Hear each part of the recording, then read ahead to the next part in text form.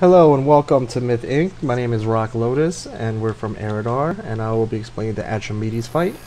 The Atramedes fight has two phases, a ground phase and an air phase.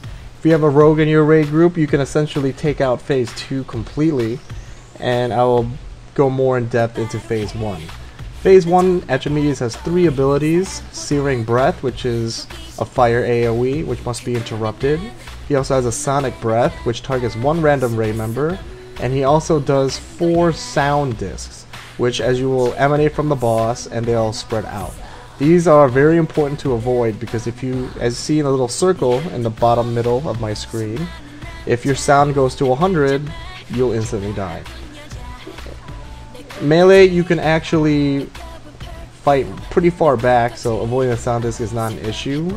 Here's a Sonic Breath on Narcissus right now. As you can see, Narcissus is running from the boss and sticking as close to the boss as possible. That is one of the tricks that we found out that is essential and makes kiting that Sonic Breath much easier. When we first attempted this, people just kept dying from Sonic Breath. They couldn't run quick enough. And the key to this, we found, is just have everybody spread out, because sticking close together is just a pain in the ass, and having people remember running left and right is just impossible.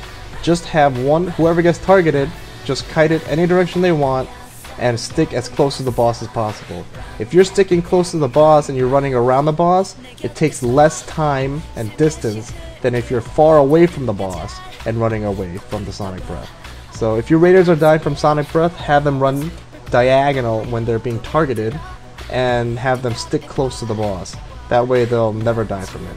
And as you can see, people's sounds are very, very high. For some reason, sometimes these gongs do not reset the sound, and you'll see in this air phase 2 how I kited solo. As a rogue, you have sprint, and you make sure you must have your rogue glyphed at 100% sprint, and then he can solo kite the entire phase.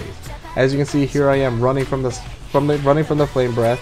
As soon as that flame breath starts catching up to me, I'll just pop sprint. And we're about to pop it. There we go. Pop sprint right now. And as you can see, you can run away from a good distance.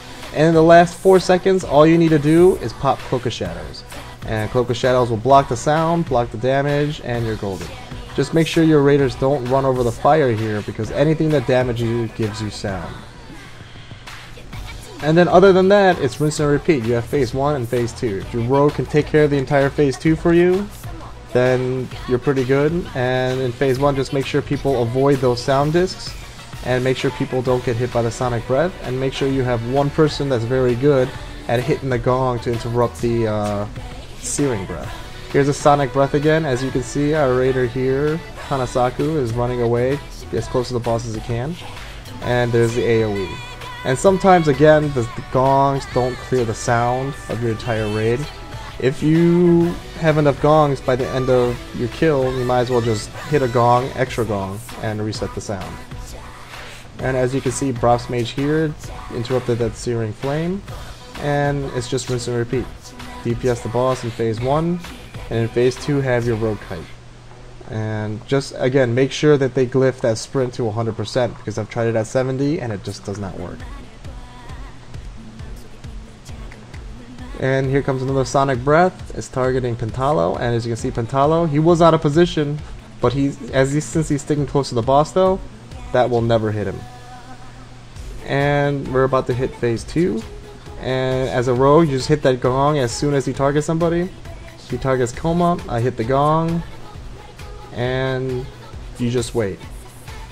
It's good to stop a little bit, maybe 4 seconds, and then start running like I did just there, and then the fire will start back. If you immediately start running, the fire will start from your last known position, and you will not have enough time to avoid the fire. So hit the gong, wait a couple seconds, then start running. So, and then as you can see, I pop sprint, and then I pop cloak. I have 3 seconds left, plenty of time for that cloak immunity to keep me live and strong. And we'll continue on into phase 1 again. Again, make sure your raiders avoid the sound discs. If they're having trouble kiting that Sonic Breath, have them run near the boss, run diagonal and stick close to the boss as close as possible. Have them make sure they don't run into fire. And if your sound doesn't reset and you have enough gongs at the end, you can just go ahead and hit another gong to just reset people's sound. It's not difficult. This one's Sonic Breath targeting Narcissus, and he's sticking right close to the boss, and that breath just doesn't even catch up with him. And also make sure your melee is max melee range. I don't. For whatever reason, for some reason, I just like the DPS close to the boss. I don't know why. And yeah, this fight is very easy once you break it down, especially if you have a rogue to take away phase 2. Good luck with your raid, and I hope this video helped.